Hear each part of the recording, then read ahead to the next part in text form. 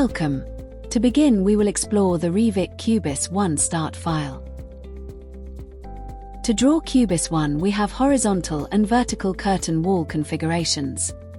We can modify constraints, offsets as well as panel type, modular width, and mullions.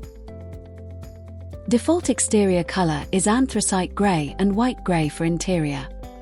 Selecting a panel, we can redefine colors, as well as set other parameters like panel thickness. Additionally, there are various corner elements to choose from.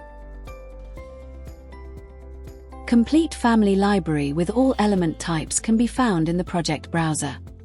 To complete your design, there are window and door elements as well as different structural elements.